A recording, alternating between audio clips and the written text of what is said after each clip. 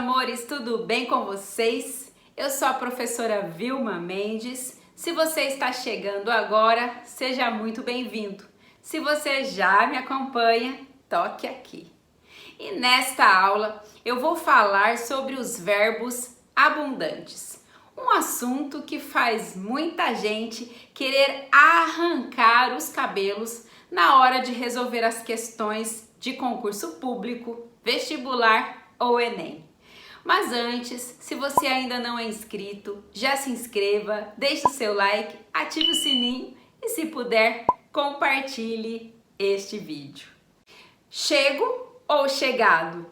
Trago ou trazido? Aceito ou aceitado? E agora? Calma aí que ao final desta aula você vai entender tudinho. Antes, porém, eu vou colocar para vocês aí 2 exercícios com esses termos que mais causam confusão. Dê uma olhadinha. Lá no final dessa aula nós vamos resolver juntinhos. Mas antes, é importante que vocês conheçam a fundamentação teórica desse assunto. Vamos relembrar que os verbos possuem 3 formas nominais. O infinitivo, que terminam em R, cantar, falar, dormir, comer. O gerúndio, que termina em NDO, cantando, falando, dormindo. E o particípio, cantado, falado, dormido.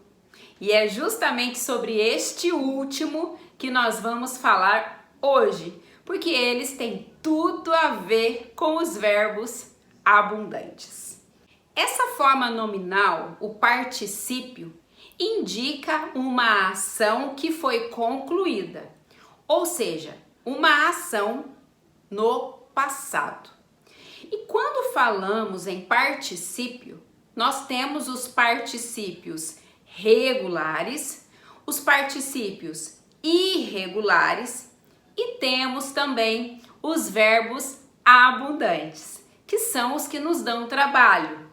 Os verbos abundantes são aqueles que aceitam o uso tanto no particípio regular quanto no particípio irregular. Mas é claro que há uma regra para isso. Vou começar explicando para vocês sobre os particípios regulares. Esses verbos, eles são a maioria na língua portuguesa.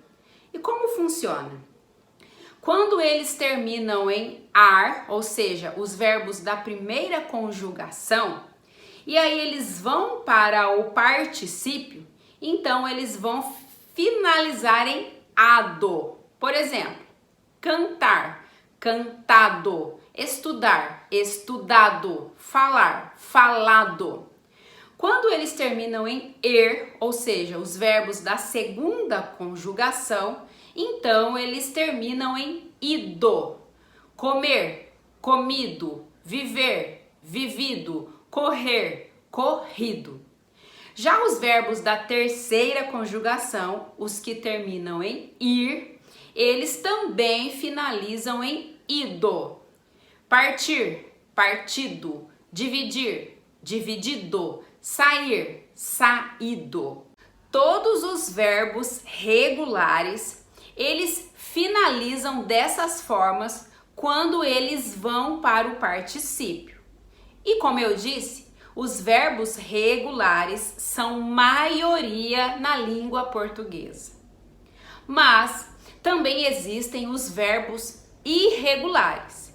Esses verbos, quando eles vão para o particípio, eles assumem formas variadas.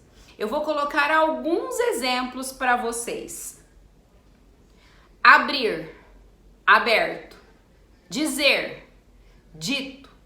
Escrever, escrito. Fazer, feito. Pôr, posto. Ver, visto. Perceba que esses verbos e muitos outros que são irregulares, eles não seguem uma regra específica quando vão para o particípio.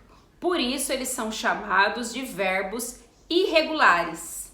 E também o seu particípio é um particípio irregular. E nós também temos os verbos abundantes, que são aqueles que, quando vão para o particípio, aceitam tanto o particípio regular quanto o particípio irregular. Mas calma, isso não acontece de forma indiscriminada. Existem os casos em que eles irão para o particípio regular e os casos em que eles irão para o particípio irregular. Eu vou dar alguns exemplos e vou explicar isso melhor. Veja só. Aceitar, aceitado ou aceito.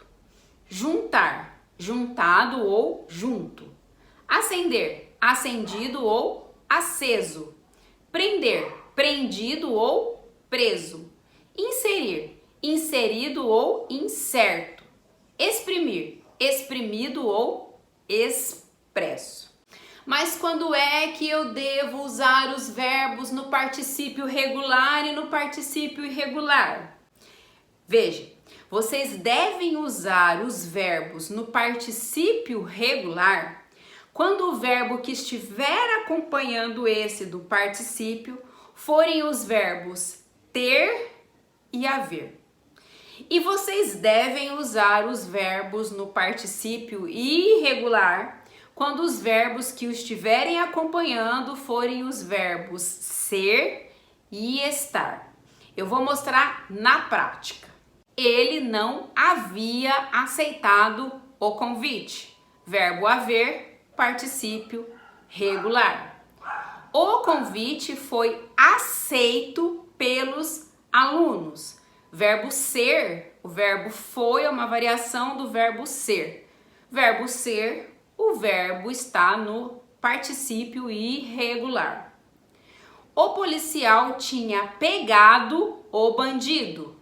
O verbo está no particípio porque o verbo que o acompanha é o verbo ter. O bandido ainda não foi pego pela polícia. Agora o particípio irregular porque o verbo que o acompanha é o verbo ser.